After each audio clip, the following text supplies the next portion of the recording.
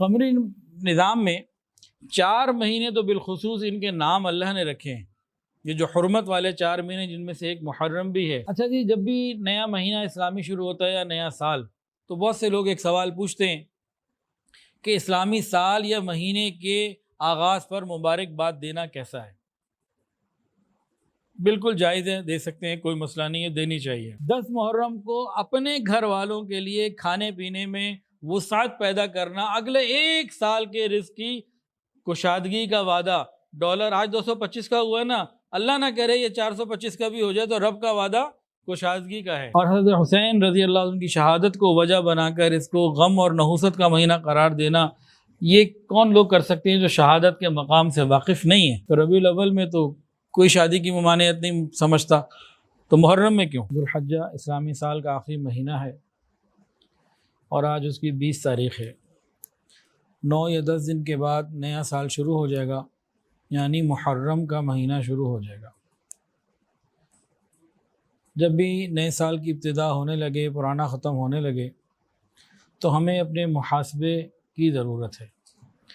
ہم سب کو یہ چاہیے کہ اس پہ فکر کریں ہم نے اس سال کیا کھویا، کیا پایا، اور اگلے سال ہمیں کیا کرنا ہے۔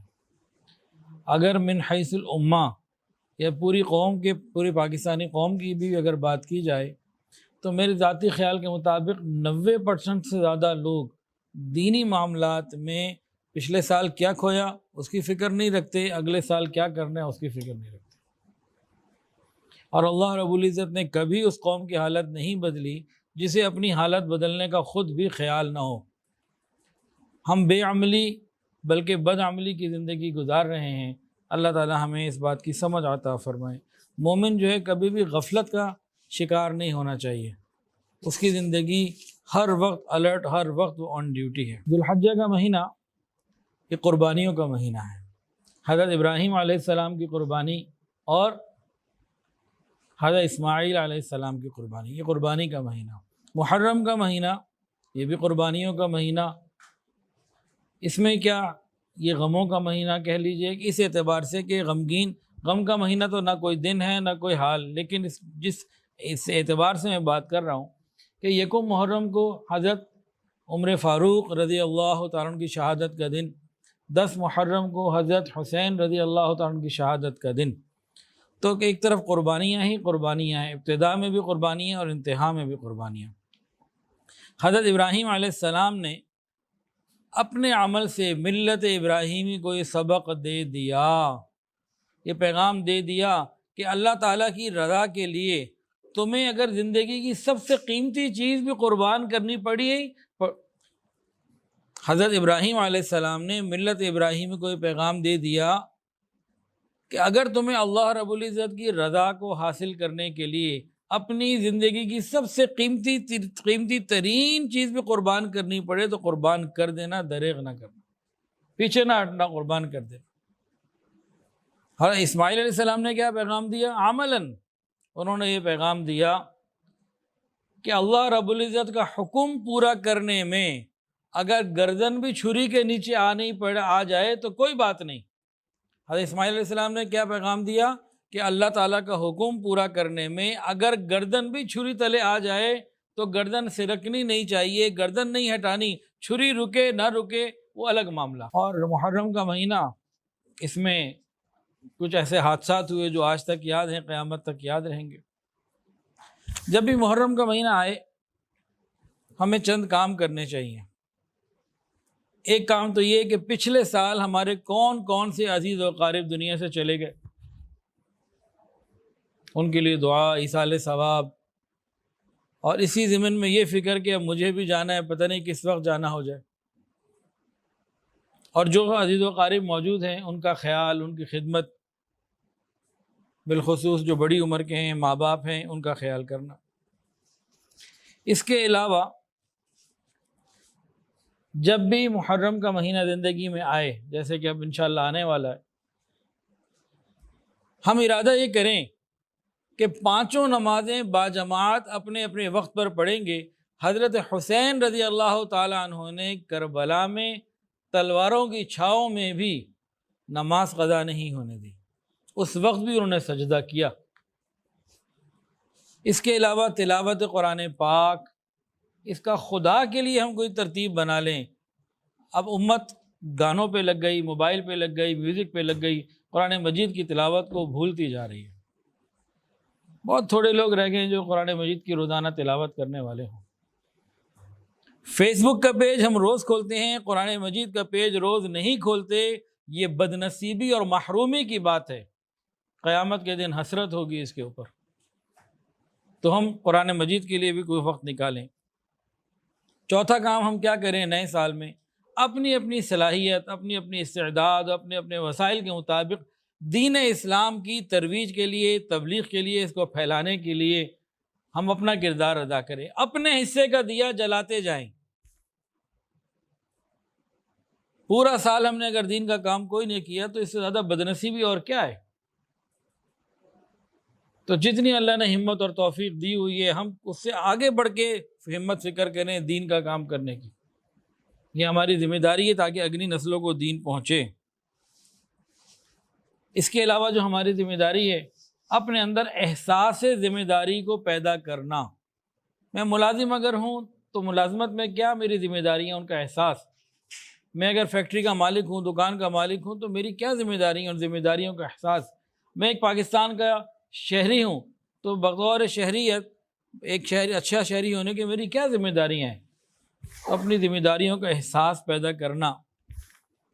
اسی کے ساتھ ساتھ نیک لوگوں کی، علماء کی، مشائخ کی صحبت اختیار کرنا، اپنے کردار سے، اپنے اعمال سے لوگوں کو فائدہ پہنچانا،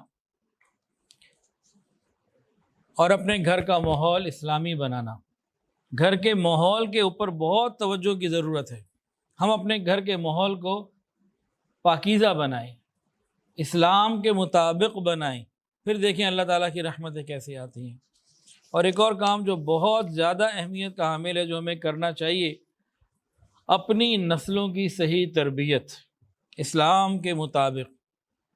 دنیاوی تعلیم اچھی سے اچھی دیں، بالکل کوئی مسئلہ نہیں ہے، لیکن ان کا عقیدہ، ان کی کردار سازی، ان کی حیا، ان کی پاک دامنی، اس کا بہت خیال کرنے کی ضرورت ہے۔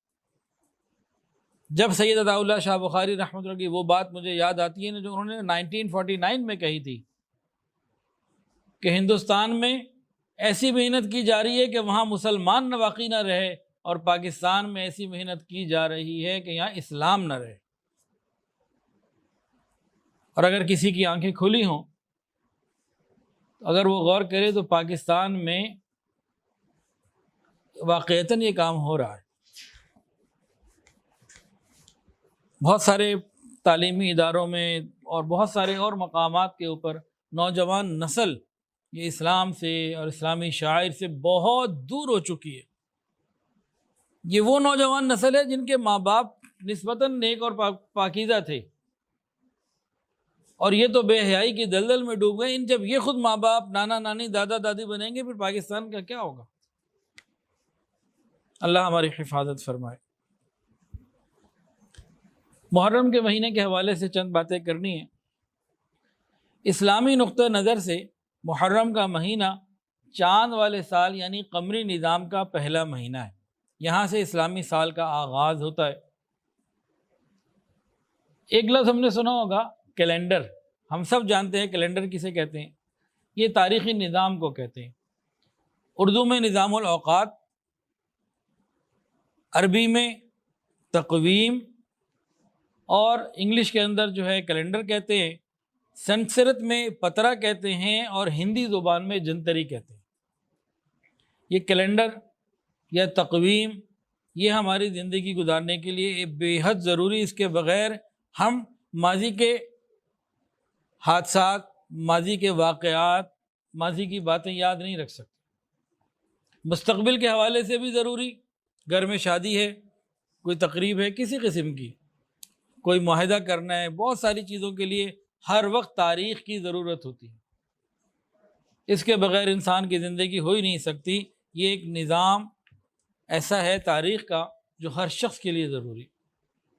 اب اس ضرورت کے لیے اس وقت ہمارے زمین کے اوپر، اس زمین کے خطے کے اوپر 3 طرح کے نظام زیادہ ہیں۔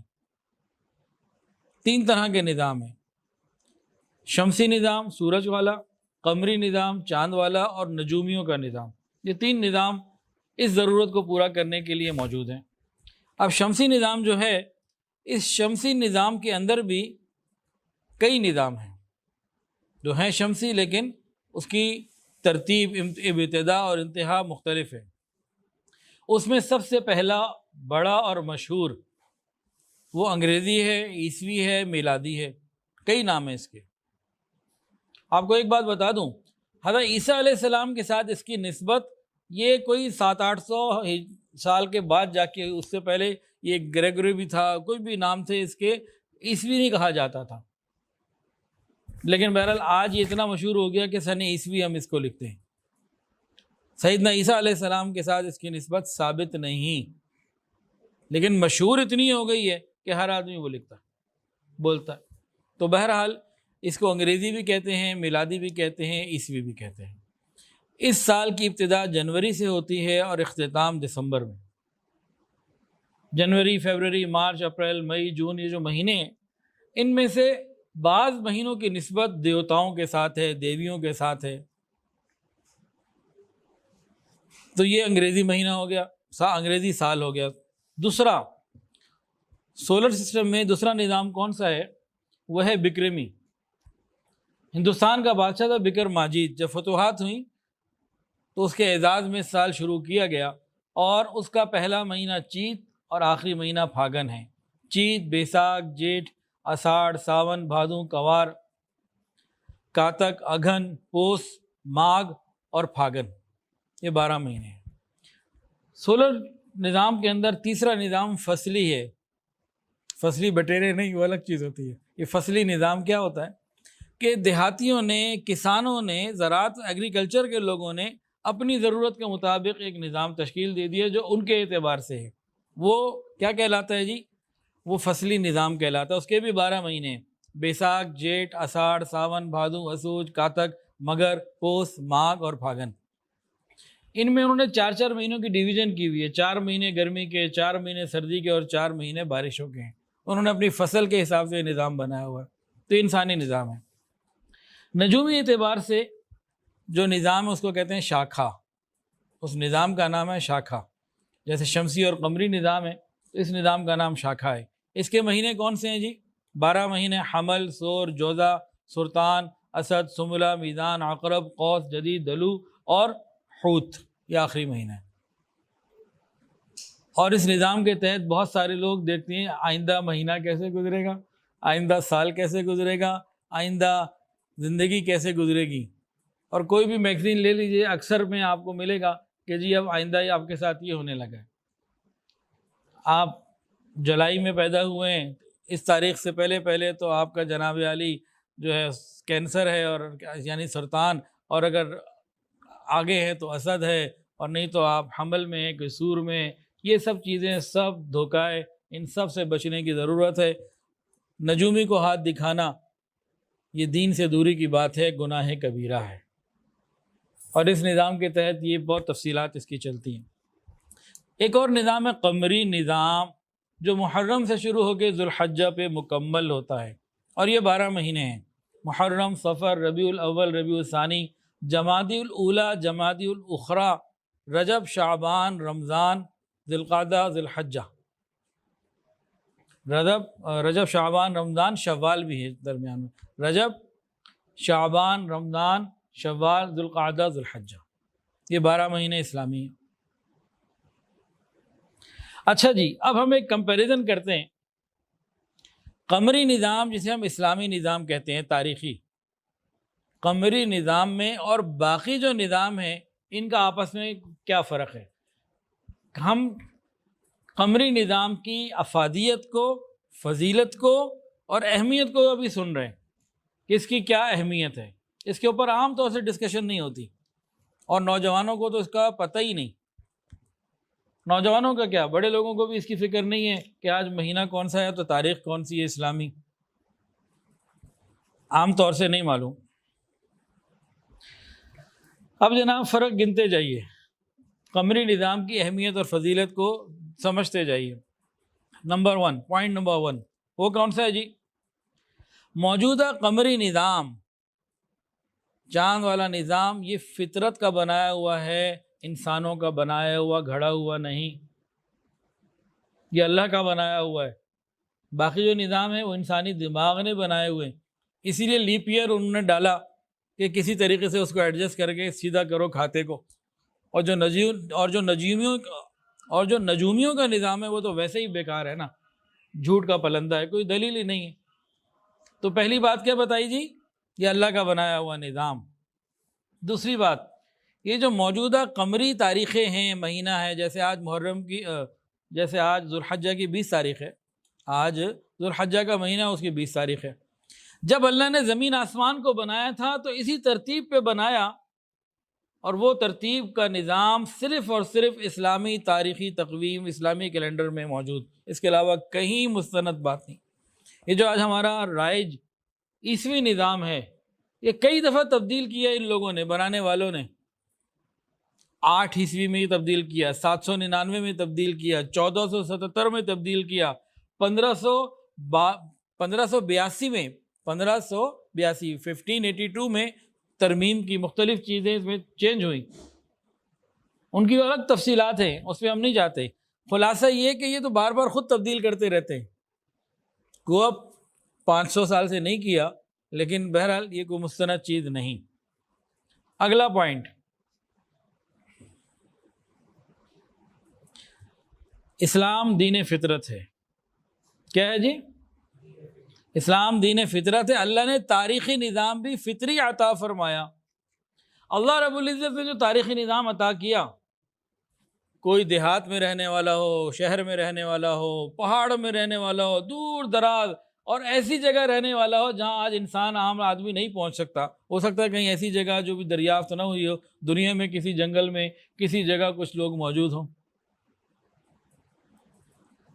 چلیں آپ شہروں میں ہی آ جائیں جی، کوئی امیر ہے، کوئی غریب ہے، کوئی پڑھا لکھا ہے، کوئی ان پڑھ ہے، کوئی جاہل ہے، کوئی کیا ہے، کوئی کیا ہے، سب کا الگ الگ دماغ۔ جب رات کے وقت مغرب سے چاند نکلے گا اور باریک ہوگا اور 2-3 دن کے گیپ کے بعد نکلے گا، ہر بندے کو پتہ لگ جائے گا پہلی تاریخ۔ کیا خیال ہے؟ صبح اٹھ کے سورج دیکھ کے بتا سکتے ہیں چاند سورج کی کون سی تاریخ ہے؟ کوئی طریقہ؟ اب چاند بڑھ رہا ہے پوری دنیا میں، کہیں کوئی ہے، شہر میں ہے یا کسی ویرانے میں ہے، وہ چاند کو بڑھتے دیکھ کے تاریخوں کو سمجھ رہا ہے کہ بڑھ گیا، اور جب چاند کا سائیکل پورا، وہ سرکل پورا ہو گیا، اسے پتہ لگ جائے گا ماشاءاللہ جی آج 14ویں کا چاند ہے۔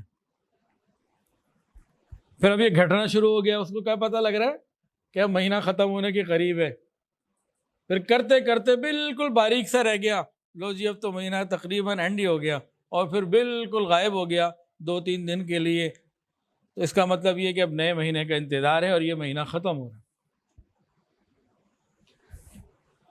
تو کسی اور نظام کے اندر یہ آسانی نہیں ہے کہ دنیا کا ہر شخص قمری تاریخوں کا اندازہ کر سکتا ہے۔ ایک آپ کو چلے لطیفہ بھی سنا دیں، بلکہ 2 سن لیں۔ کسی نے پوچھا بھی لطیفہ کسے کہتے ہیں؟ انہوں نے کہا لطیف کی بیوی کو کہتے ہوں گے۔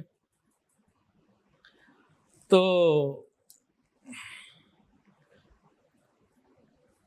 ایک گاؤں میں نا، تاریخیں کو یاد رکھنے کا کوئی رواج ایسا نہیں تھا، تو وہاں کے جو صاحب تھے، کوئی پڑھے لکھے، کوئی سمجھدار ہوں گے، روزے شروع ہو گئے، تو انہوں نے کہا کہ بھئی کیا کریں، روز ایک روزہ رکھیں گے، اور ایک انہوں نے مٹی کا مٹکا لے لیا کہ روز اس کے اندر ایک مہینہ پتھر ڈال دوں گا، کنکری، اور اسے گنتے رہیں گے۔ وہ جناب روزانہ ایک کنکری اس میں ڈال دیتے، روزہ رکھا کنکری ڈال دی، روزہ رکھا، روزانہ ایک کنکری ڈال دی، تاکہ پتہ لگ جائے 29 کا دن کون سا ہے، 30 کا دن کون سا ہے۔ اب مہینہ پورا ہو گیا، لوگ آگے، ہاں جی بتائیے۔ اب جب اس نے دیکھا نا تو اندر تو بہت ساری چیزیں تھیں، وہ کسی نے اور بھی ڈال دیں، کوئی بکری نے مینگنی بھی ڈال دیں۔ اب وہ کرتے کرتے اس نے گن کے بتائیں بڑی مشکل سے کہ جی 180 روزے ہو گئے۔ میں کہا خدا کا خوف کرو، 180 روزے بھی ہوتے؟ انہوں نے کہا ہوئے تو 400 تھے، پھر تو کم کر کے 180 بتائے۔ تو بہرحال وہ تو ایک لطیفے کی بات ہے، لیکن قمری نظام ایسا ہے کہ اس میں شک نہیں ہو سکتا، جو مہینہ گزر گیا وہ گزر گیا، آپ دیکھ سکتے ہیں اس کو۔ اچھا جی، قمری نظام اور باقی نظام میں ایک فرق اور، یہ قمری نظام انبیاء کرام کی شریعتوں میں رہا اور دوسرا کوئی نظام انبیاء کی شریعتوں میں نہیں رہا۔ قمری نظام میں 4 مہینے تو بالخصوص ان کے نام اللہ نے رکھے ہیں، یہ جو حرمت والے 4 مہینے جن میں سے ایک محرم بھی ہے، اور یہ اللہ کا بنایا ہوا نظام۔ قمری نظام میں اور باقی نظاموں میں ایک فرق اور ہے، قمری نظام کے جو مہینے ہیں نا، نام ان کے جو ہیں یہ کسی شرک کی طرف، شخصیت پرستی کی طرف، کسی گناہ کی طرف نہیں جاتے، بلکہ عیسوی نظام اور دوسرے نظام کئی اس طرح کے شرک و بدعت کی طرف نکل جاتے ہیں۔ اسلامی سن کا آغاز حضور پاک صلی اللہ علیہ وسلم کی ہجرت سے شروع ہوتا ہے۔ کسی قسم کی توہم پرستی، شرک اور نحوست یا کوئی دیوی دیوتا، کوئی ایسا کانسیپٹ نہیں، پاکیزہ۔ قمری نظام میں اسلامی تہوار آتے ہیں، عبادات اور احکام، عید کا، روزے کا، حج کا، یہ سب اس کے اندر آتے ہیں۔ نماز حج قمری نظام، زکوٰۃ دینی ہے تو قمری نظام۔ اس میں بہت سارے لوگ غلطی کرتے ہیں۔ زکوٰۃ، جیسے بچی کی شادی ہوئی، شادی کی تاریخ اس کو انگریزی یاد ہے کہ جی میری شادی ہوئی تھی 22 جنوری کو، اب وہ کہے گی اگلے سال 22 جنوری کو میں نے زکوٰۃ دینی ہے۔ غلط بھائی، جس سال 22 جنوری کو شادی، اس دن اسلامی تاریخ کیا تھی، اگلے سال اس اسلامی تاریخ کو زکوٰۃ بنتی ہے۔ اکثر لوگ اس میں مغالطے کا شکار ہو چکے ہیں۔ اسی طرح بچے کی دودھ پلانے کی جو مدت ہے رضاعت کی، وہ 2 سال ہے۔ کون سے 2 سال؟ قمری 2 سال۔ یہاں بھی بہت لوگ غلطی کرتے ہیں، بچے کو دودھ پلانے کی جو مدت 2 سال ہے، قمری ہے، انگریزی نہیں ہے۔ بہت لوگ غلطی کرتے ہیں۔ بچہ کیا پیدا ہوا جی؟ بھائی یہ پیدا ہوا 31 جولائی کو، تو اس حساب سے، ان کے حساب سے 31 جولائی بنے گی 2 سال۔ نہ نہ نہ، 10-12 دن گناہ کے شامل کر دیے، 10 دن اس سال، 10-20-22 دن گناہ کے شامل ہو گئے۔ تو جس دن یہ پیدا ہوا تھا اس دن اسلامی تاریخ کیا تھی، اس حساب سے 2 سال۔ میرا اپنا گمان ہے کہ 90% سے زیادہ لوگوں کو اس چیز کا علم ہی نہیں ہوگا۔ وہ 2 سال تو کرتے ہیں پورے، لیکن قمری نہیں کرتے، عیسوی کر رہے ہوتے ہیں، انگریزی کر رہے ہوتے ہیں، اور گناہ گار ہوتے ہیں۔ وقت پورا ہونے کے بعد بھی یہ کام جاری ہوتا ہے، وہ گناہ میں کاؤنٹ ہوتا ہے۔ تو کتنی اہمیت ہے قمری تاریخ کو معلوم کرنے کی۔ عدت قمری تاریخ، حج قمری تاریخ، رمضان، شب قدر، عاشورہ، سب قمری تاریخ۔ زکوٰۃ کا نصاب، وہ بھی قمری تاریخ۔ ایام تشریق، وہ بھی قمری تاریخ۔ تو اس اہمیت کو سمجھنے کی ضرورت ہے، بہت اہم بات ہے جی یہ۔ اللہ رب العزت نے قمری نظام عطا کیا، اور اس میں اللہ نے تو ہمیں اپنی بندگی کے لیے پیدا کیا نا۔ اب بندوں کی بندگی کو آزمانے کے لیے قمری نظام میں سارے ہماری عیدیں اور عبادات رکھے۔ حج کبھی گرمی میں آ رہا ہے تو کبھی سردی میں، رمضان کبھی گرمی میں آ رہا ہے تو کبھی سردی میں، تو یہ زندگی میں چینج ہوتے رہتے ہیں۔ یعنی اللہ دیکھنا چاہتے ہیں کہ میرا بندہ رمضان گرمی میں آئے تو روزہ رکھ رہا ہے کہ نہیں، سردی میں آئے کہ روزہ رکھ رہا ہے کہ نہیں۔ اپنی خواہشات نفس کے خلاف رب کا حکم پورا کرنے میں یہ کتنا میرا فرما بردار ہے، کتنی میری اطاعت کرنے والا ہے۔ یہ بھی رب کا ایک نظام ہے۔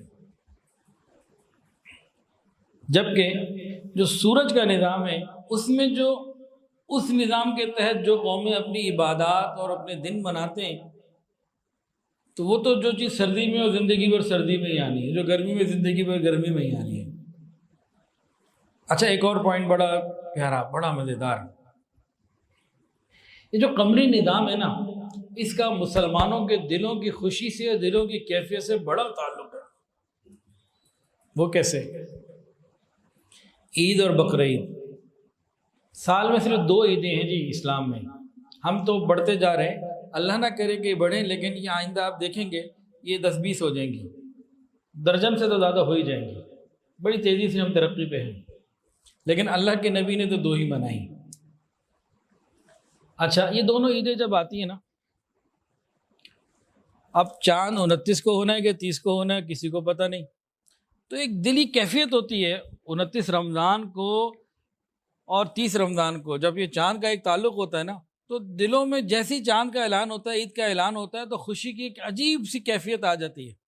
اور اگر آپ کو 10 سال پہلے ہی پتہ ہے، 2 سال پہلے ہی پتہ ہے، شروع سے ہی پتہ ہے، تو یہ جو خوشی کی کیفیت ہے نا قلبی، یہ کبھی نہیں آئے گی جیسے کہ انگریزوں کو نہیں آتی ان کی عیدوں کی، انہیں پتہ ہے ایک روٹین چل رہی ہے، اور یہاں ہر دفعہ ایک نیا جذبہ، ایک شوق پیدا ہوتا ہے، اور انسان کے لیے وہ خیر کا ذریعہ بنتا ہے۔ بچے کا بالغ ہونا یہ بھی قمری اعتبار سے، تو بہرحال یہ ساری چیزیں قمری اعتبار سے ہیں، اس لیے اس کی اہمیت کو ہمیں سمجھنے کی ضرورت ہے۔ اب ہم آتے ہیں اس سال سن ہجری کی ابتدا کی چند باتیں سن لیجیے۔ حضرت آدم علیہ السلام کے زمانے سے ہی تاریخ کو یاد رکھنے کا طریقہ ہر قوم نے کسی نہ کسی انداز میں جاری رکھا۔ ابتدا میں کیا ہوتا تھا کہ بھئی حضرت آدم علیہ السلام کی پیدائش اور اس کے اتنے سال بعد پھر طوفان نوح ایک بڑا واقعہ آیا، تو اس کے بعد اس کی بات آ گئی کہ اس طوفان سے اتنا پہلے یا اتنے بعد۔ پھر ابراہیم علیہ السلام کو آگ میں ڈالا گیا، ان لوگوں نے اس تاریخ کو بڑھا لیا کہ بھئی اس پوائنٹ کو یاد رکھو۔ یوسف علیہ السلام مصر میں وزیر بنے، انہوں نے اس کو بنا لیا۔ حضرت موسیٰ علیہ السلام کو نجات ملی، فرعون غرق ہوا، انہوں نے اس کو بنا لیا۔ حضرت عیسیٰ علیہ السلام کی ولادت کو اور لوگوں نے بنا لیا۔ عرب کے لوگ بڑے بڑے واقعات کو یاد کرتے تھے، تعمیر کعبہ سے اتنے پہلے یا اتنے بعد، ہاتھیوں والے واقعے سے اتنا پہلے یا اتنے بعد، اس طرح کی چیزیں ان کے ہاں تھیں۔ کوئی خاص نظام عرب میں نہیں تھا نبی علیہ السلام کے زمانے میں۔ پھر بہرحال بعض روایات کے مطابق حضرت عمر فاروق رضی اللہ عنہ کے زمانے میں فتوحات ہوئیں، پھیلتے گئے، احکامات بنتے گئے اور بہت سارے معاملات آئے، تو صحابہ کرام رضی اللہ تعالی علیہم اجمعین نے آپس میں بیٹھ کے مشورہ کیا کہ بھئی ہمیں اپنے کسی تاریخی نظام کی ضرورت ہے۔ تو حضرت عمر فاروق رضی اللہ تعالی عنہ نے صحابہ کرام کو جمع کیا جن کی سوچ نبی علیہ السلام کی سوچ کے مطابق تھی۔ پھر ان لوگوں نے جو ہے نا طے کیا اور باقاعدہ یکم محرم الحرام کو سن ہجری کی ابتدا کر دی گئی، اسلامی سال کی ابتدا کر دی گئی، اور پہلا سال ہجرت کے سال کو گنتی وہاں سے شروع کی گئی۔ تو بعض روایات کے مطابق جو بہت مشہور بھی ہیں، معتبر بھی ہیں، مستند بھی ہیں، یہ سن ہجری کی ابتدا حضرت عمر فاروق رضی اللہ عنہ کے زمانے سے باقاعدہ شروع ہوئی۔ یہاں ایک اور آپ کو علمی لطیفہ بھی بتا دیں، وہ جو پہلے والا لطیفہ تھا وہ اور لطیفہ تھا، بھی علمی لطیفے کا مطلب کیا ہوتا ہے؟ لطیف بات۔ ایک لطیف بات بھی سن لیجئے، اس کو علمی لطیفہ کہہ لیجئے۔ سن ہجری کی ابتدا کنہوں نے کی جی؟ کن کا دور حکومت تھا؟ حضرت عمر فاروق رضی اللہ تعالیٰ عنہ۔ بعض لوگ کہتے ہیں کہ جو کام نبی علیہ السلام نے شروع نہیں کیا اور حضرت عمر نے شروع کیا، جیسے 20 تراویح، تو یہ تو بدعت ہو گئی۔ تو ان بیچاروں کو یہ پتہ ہونا چاہیے کہ بھئی نبی علیہ السلام نے خود فرمایا کہ میری اور خلفائے راشدین کی سنت کو لازم پکڑ لو۔ تو بہرحال اتنی ہی بات کہنا چاہ رہا تھا۔ تو صحابہ کرام معیار حق ہیں۔ اب اگلی بات، اسلامی سال ہجرت سے کیوں شروع کیا گیا؟ نبی علیہ السلام کی پیدائش وہ بھی تو ایک موقع ہو سکتا تھا، آپ کی وفات وہ بھی تو ایک موقع ہو سکتا تھا، فتح مکہ مسلمانوں کے لیے کتنا عظیم دن، یہ بھی تو ہو سکتا تھا، غزوہ بدر کی فتح، سبحان اللہ، صلح حدیبیہ کوئی چھوٹی بات تھی، اور پھر حجۃ الوداع تو اسلام کے عظیم دنوں میں سے ایک دن ہے۔ یہاں سے کیوں شروع نہیں کیا گیا؟ ہجرت سے ہی کیوں شروع کیا گیا؟ اس کو سوچنے کی بات ہے۔ اس پہ بات ہو جائے، اس کو چھوڑ دیں، خود ہی سوچتے رہے۔ ہجرت کو اگر غور کریں تو یہ کیا ہے؟ دیکھنے میں محسوس یہ ہو رہا ہے کہ ایک نبی آئے، قوم کو دعوت دی، قوم نے گھر میں رہنے نہیں دیا، شہر میں رہنے نہیں دیا، تنگی میں، رات کی تاریکی میں خاموشی سے ایک اپنے ساتھی کے ساتھ نکل رہے ہیں۔ تو اس میں کون سی عظیم بات آ گئی؟ فتح مکہ اور حجۃ الوداع اور حدیبیہ اور غزوہ بدر، اور آپ کی پیدائش اور وفات، اتنی بڑی بڑی باتیں، تو یہ کیا ہے؟ یہ تو مسلمانوں کی تنگی کی طرف اشارہ ہو رہا ہے۔ بات سمجھ میں آ گئی جی؟ اب جواب دے دیا جائے جی، تو پھر سن لیجئے۔ جواب اس کا یہ ہے، اسلام کے ظہور کی تاریخ دراصل دو بڑے اصولی زمانوں کے اوپر تقسیم ہے۔ نبی علیہ السلام کی ایک مکی زندگی اور ایک مدنی زندگی، یہ دو زندگیاں آپ سمجھ لیجئے، یا زندگی کے دو پہ اگر تقسیم کریں تو ایک زندگی کا مدنی حصہ اور ایک مکی حصہ، یہ دو حصے ہیں۔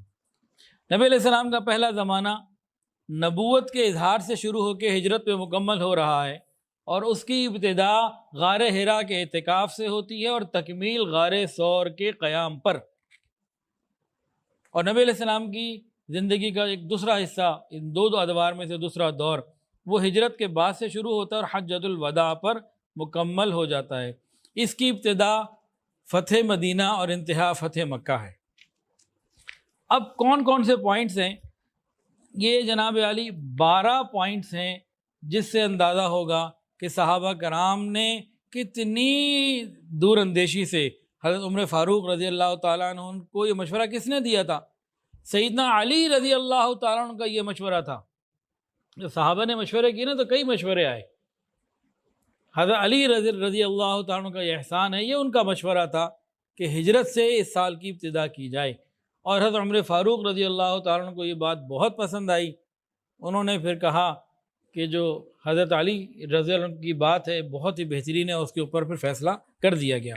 اب 12 پوائنٹ سمجھ لیجئے جی، ہجرت کو کیوں منتخب کیا گیا اس اہم کام کے لیے۔ ہجرت کی وجہ سے مدینہ منورہ میں ایمان والوں کو عزت اور غلبہ ملا، ایک وجہ۔ نمبر 2، ہجرت کی وجہ سے ایمان والوں کو ایک مضبوط قلعہ ملا اور مرکز مل گیا۔ نمبر 3، ہجرت کی وجہ سے مسلمانوں کو مکمل آزادی کے ساتھ اللہ تعالیٰ کی عبادت کرنے اور نبی علیہ السلام کے پاس آنے جانے کا اور آپ کی صحبت کو اٹھانے کا بھرپور موقع مکمل آزادی کے ساتھ ملا۔ یہ ہے آزادی کے معنی۔ پاکستان کس لیے لیا گیا تھا؟ کہ ہم مکمل آزادی کے ساتھ اللہ کے احکام کو نبی کے طریقے پر پورا کریں گے، مکمل آزادی کے ساتھ۔ چوتھی بات، ہجرت کی وجہ سے اہل اسلام نسبتاً چین کی زندگی گزارنے لگے۔ پانچویں بات، ہجرت کی وجہ سے اسلامی طرز معاشرت، اس کے خد و خدال، اس کے طور طریقے، یہ لوگوں کے اندر آنے لگے، نمایاں ہوئے۔ ہجرت کی وجہ سے اسلام کے اقتصادی پروگرام اور اسلام کے معاشی پروگرام جو ہیں، اکنامکس، یہ لوگوں کے سامنے آئی اور اس کے لیے عملاً باقاعدہ راہ ہموار ہوئی۔ ساتویں بات، ہجرت کی وجہ سے دینی تعلیم اور تعلم، دین سیکھنے اور سکھانے کے لیے سازگار ماحول آیا، وہ مکہ میں نہیں ملا۔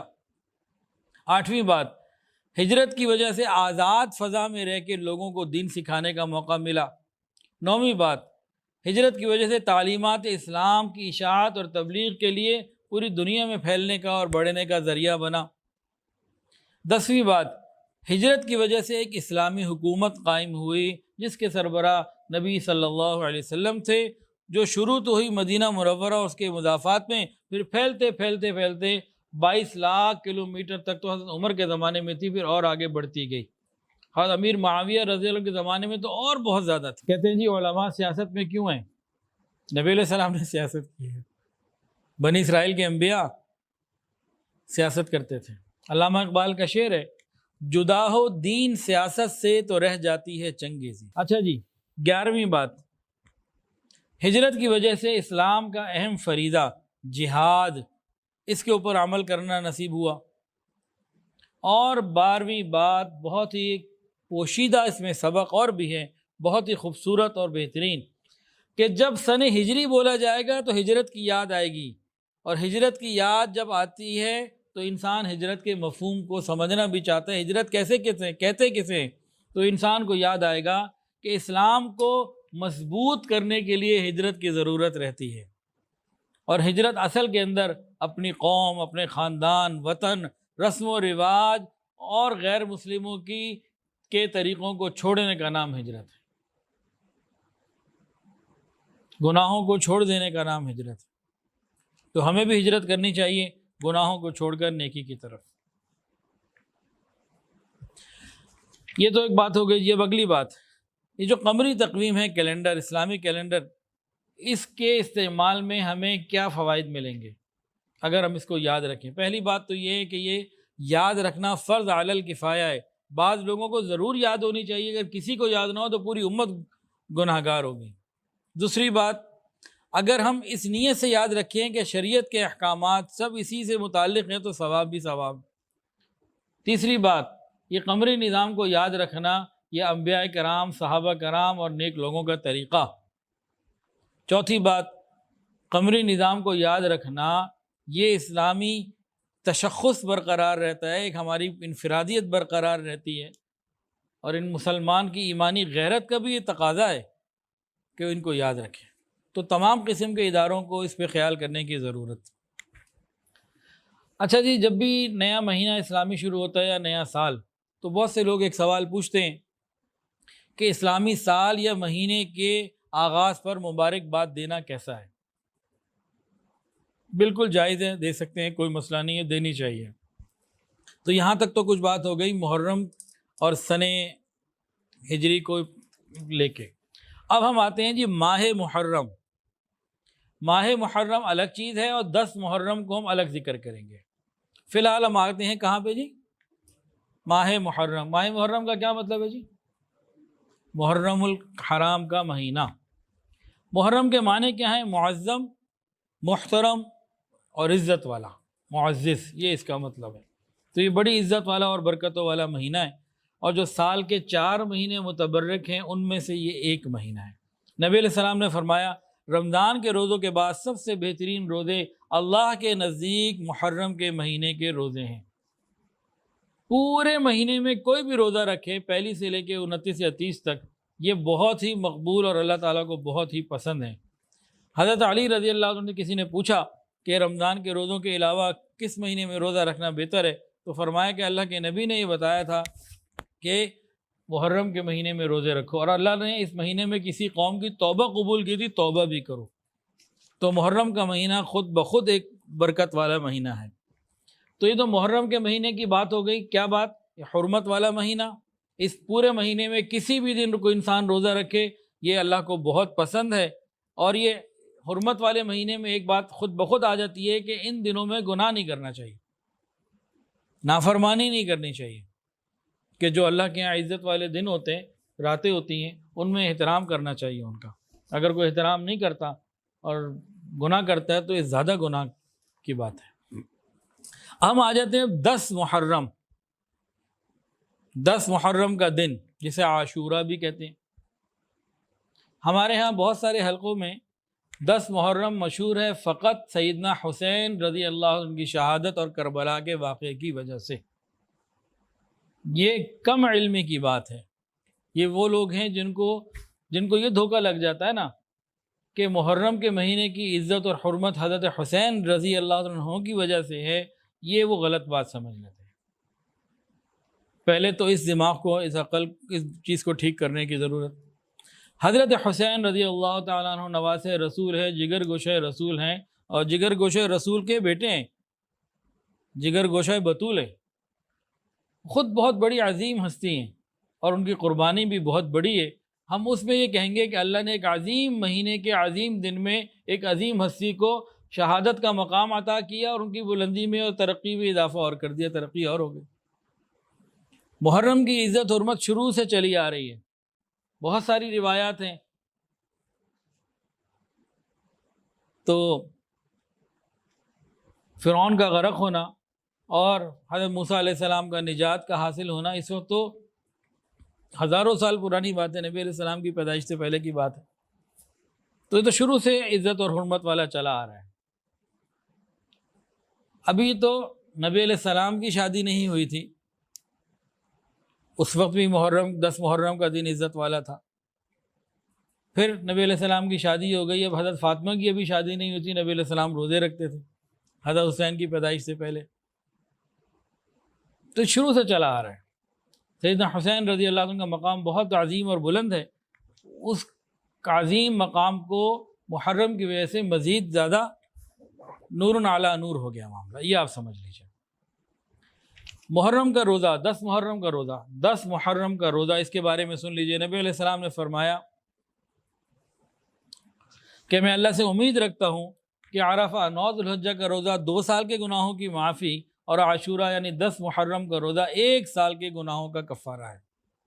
10 محرم کو جو روزہ رکھتا ہے 1 سال کے گناہ اللہ تعالیٰ معاف فرما دیتے ہیں۔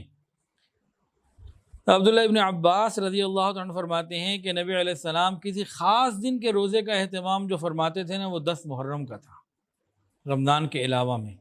تو 10 محرم کا روزہ نبی علیہ السلام پابندی سے رکھتے تھے۔ اس کے بارے میں ذرا بات سمجھ لیجئے پوری تفصیل کے ساتھ، بلکہ بخاری شریف کی ایک روایت سن لیجئے۔ رمضان کے روزے فرض ہونے سے پہلے لوگ 10 محرم کے دن کا روزہ رکھا کرتے تھے، اور 10 محرم کو ہی غلاف کعبہ کعبہ شریف کو پہنایا جاتا تھا، کعبہ کو غلاف پہنایا جاتا تھا۔ تو نبی علیہ السلام اس کا روزہ شروع سے ہی رکھا کرتے تھے۔ اس کی اب چند باتیں اس میں ہم سمجھ لیجئے۔ 10 محرم کا روزہ رمضان کے روزے کے سے پہلے فرض تھا، نبی علیہ السلام رکھتے تھے، اور بھی صحابہ رکھتے تھے۔ مدینہ میں جب آئے تو آپ نے فرمایا رکھے، مدینہ میں بھی رکھتے رہے۔ 10 پھر رمضان کا روزہ فرض ہو گیا تو آپ نے فرمایا کہ اب اس کی اجازت ہے، کوئی 10 محرم کا روزہ رکھے تو ٹھیک ہے، نہ رکھے تو ٹھیک ہے، آپ 10 کا اکیلے رکھتے رہے۔ آخر عمر میں، اپنی زندگی کے آخری سال میں جب 10 محرم آئی، آپ نے روزہ رکھا 10 محرم کا۔ آپ کو معلوم ہوا کہ یہودیوں نے بھی روزہ رکھا، بتایا گیا وہ بھی رکھتے ہیں۔ ان سے پوچھا بھائی کیوں رکھتے ہو؟ کہا فرعون کو غرق کیا گیا، موسیٰ علیہ السلام کو اللہ نے نجات دی، ہم شکرانے کا روزہ رکھتے ہیں۔ تو نبی علیہ السلام نے فرمایا تو ہم اس بات کے زیادہ حقدار ہیں کہ موسیٰ علیہ السلام کی جو تم نسبت کر رہے ہو تو ہم یہ روزہ رکھیں۔ لیکن اس کے بعد پھر کیا ہوا؟ اسلامی غیرت جو آج ہمارے اندر ختم،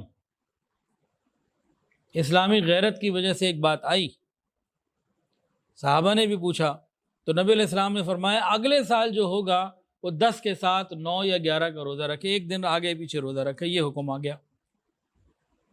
اب سمجھیں، آپ 23 سال سے گویا کہ روزہ رکھتے چلے آ رہے ہیں، مکہ میں بھی رکھا، مدینہ میں بھی رکھا۔ جس دن پتہ لگا کہ اس میں ایک مشابہت کا پہلو آ سکتا ہے تو آپ نے کہا آئندہ 2 رکھو، تاکہ اس دن کی برکت بھی مل جائے اور مشابہت بھی نہ ہو۔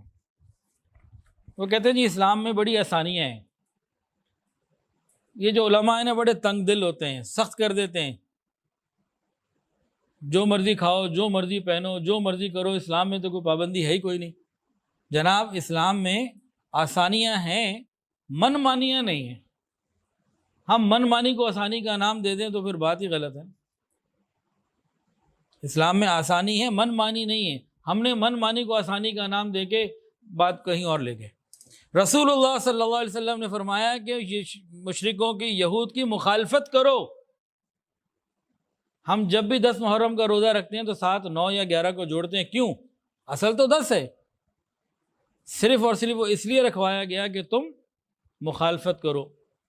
اب اگلا مہینہ 14 اگست کا ہے جی، ہم یہاں سارے پاکستانی بیٹھے ہیں جی، جن کو تو پاکستان سے محبت ہے ہاتھ کھڑے کریں جی، مجھے تو محبت ہے، بھی میں نے تو کھڑا کر لیا، چلے ماشاءاللہ سب نے کھڑا کر لیا۔ اب آپ لوگوں سے ایک سوال پوچھتا ہوں، آپ لوگوں نے دل بڑا کر کے براڈ مائنڈیڈ ہو کے بات کو سننا ہے اور جواب بڑے براڈ مائنڈیڈ ہو کے دینا ہے، ٹھیک ہے؟ 2 سوال ہیں، ان کے بعد میں آپ کو اس کا نتیجہ بتاتا ہوں۔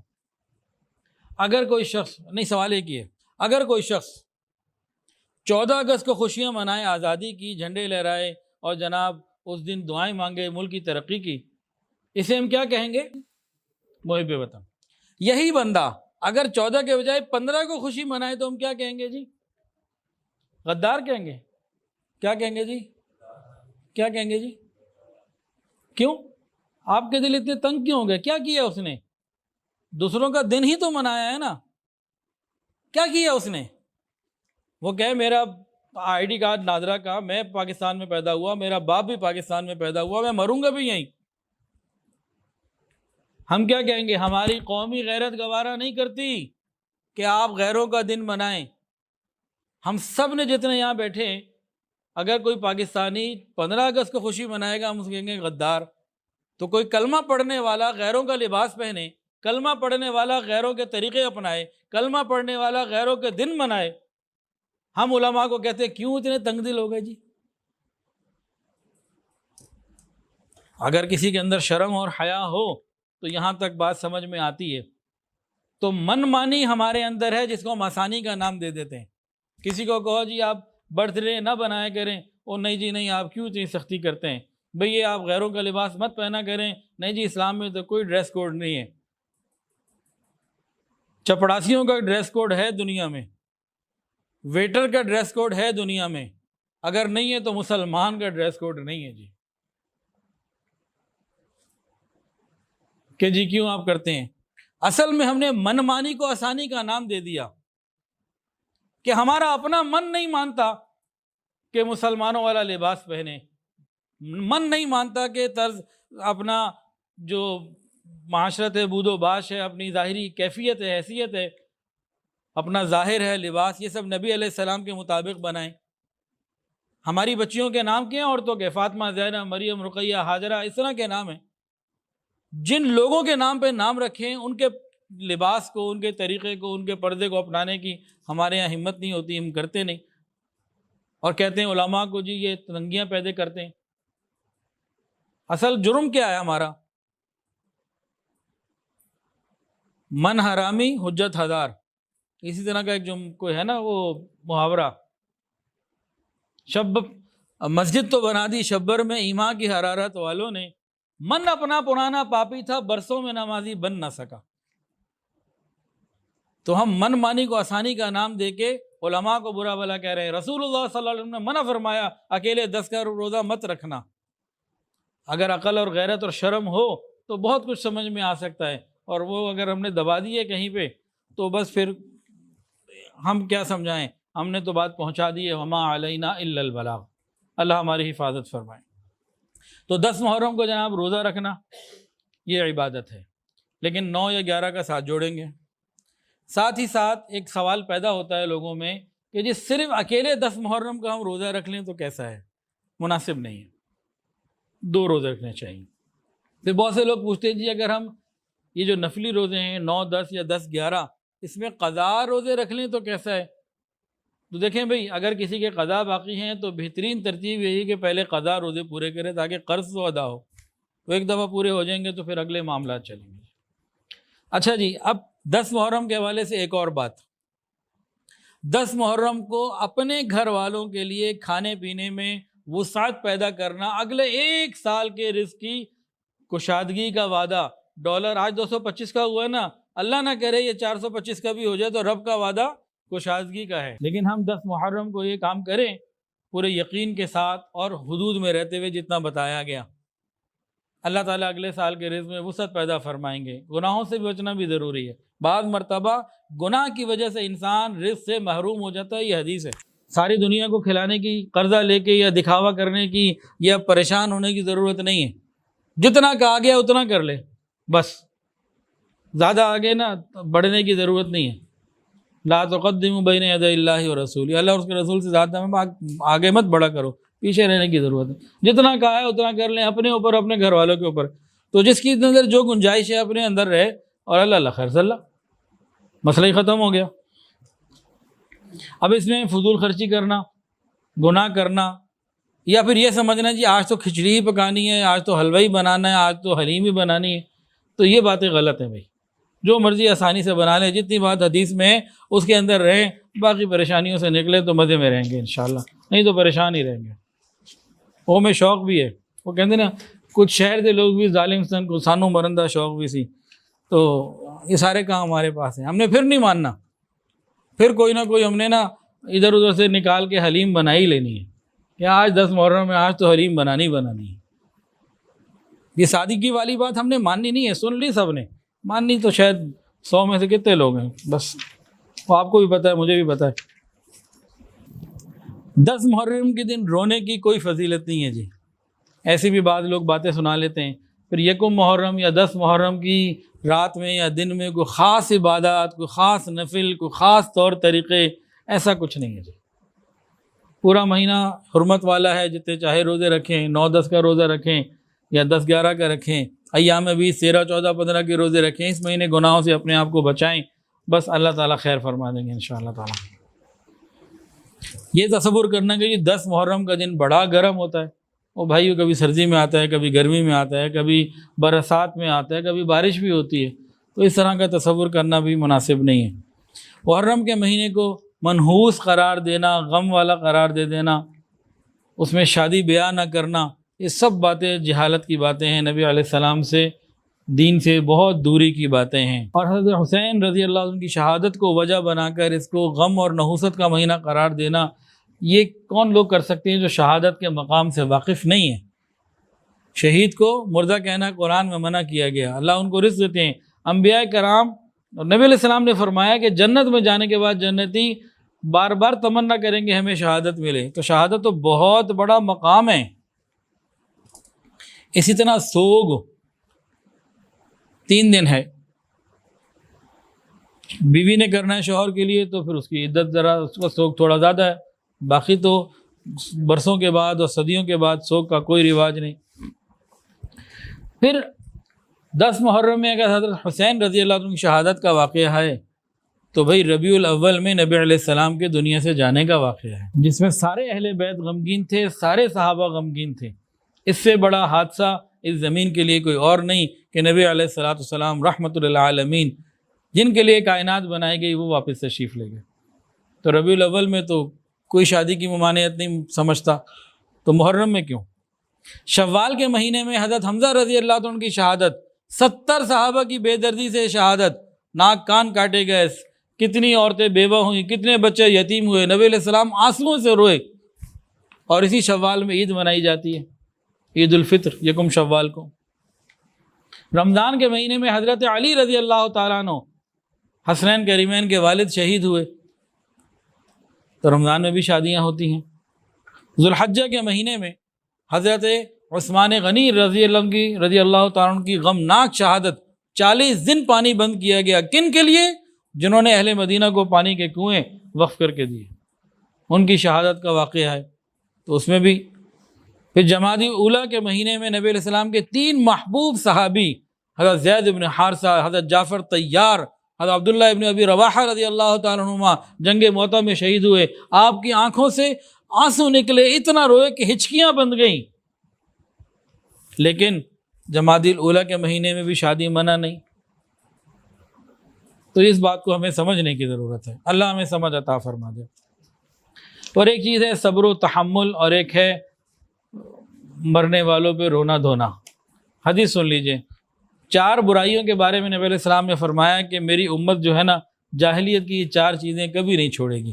امت کے اندر کچھ لوگ ہوں گے وہ کریں گے۔ مسلم شریف کی روایت ہے، آقا نے فرمایا میری امت میں 4 چیزیں جاہلیت کے کاموں سے تعلق رکھتی ہیں جو میری امت نہیں چھوڑے گی۔ ایک تو اپنے حسب نسب کے اوپر فخر کرنا، باپ دادا کے اوپر فخر کرنا۔ دوسرے بات، دوسروں کے اوپر طعن و تشنیع کرنا۔ تیسری بات، ستاروں سے بارش طلب کرنا، یہ نجوم وغیرہ۔ اور چوتھی بات، نوحہ کرنا۔ فرمایا کہ یہ 4 جاہلیت کے کام ہیں، یہ میری امت نہیں چھوڑے گی۔ پھر فرمایا کہ نوحہ کرنے والی اگر مرنے سے پہلے توبہ نہیں کرے گی تو قیامت کے دن اسے اس حال میں پیش کیا جائے گا، اس کے اوپر تارکول کا کرتا ہوگا اور خارش والی قمیض ہوگی۔ اچھا جی، ایک سوال کسی نے پوچھا ہے، 1 محرم الحرام سے لے کے 10 محرم الحرام تک بیوی کو میکے بھیج دیتے ہیں اور اسی طرح ازدواجی تعلقات بھی قائم نہیں کرتے ان 10 دنوں میں۔ ویسے تو 10 دن کے لیے بیوی سے آزادی مل جائے تو بعض لوگوں کو ضرورت بھی تو ہوتی ہوگی نا، تو وہ موقع انجوائے کر لیتے ہوں گے۔ اگر اس کا شرعی مسئلہ ہے تو بھئی یہ دونوں باتیں، دونوں عمل بالکل غلط ہیں، شریعت سے ان کا کوئی تعلق نہیں ہے۔ اور بیوی کو تو دل کے قریب ہی رکھنا چاہیے بھی میکے۔ ہاں، کچھ لوگ تو میکے بھیجتے ہی نہیں ہیں، وہ بعض لوگ پوچھتے ہیں، بعض عورتیں پوچھتی ہیں جی 5 سال ہو گئے، 9 سال ہو گئے کہ ہمیں ہمارے ساس سسر اور شوہر اپنی ماں باپ کے گھر نہیں جانے دیتے۔ تو بہرحال اس معاملے میں تو ہر طرف افراط و تفریط ہے۔ آپ کا جو سوال ہے جناب 1 محرم سے 10 محرم تک بیوی کو میکے بھیج دینا، اور اس سے تعلقات قائم نہ رکھنا، یہ بیوقوفی کی باتیں. اللہ ہماری حفاظت فرمائے. ویڈیو کے نیچے سبسکرائب کے بٹن پہ کلک کریں، بیل کے آئیکن پہ کلک کیجئے تاکہ ہر نئی ویڈیو کی نوٹیفیکیشن آپ کو مل جائے.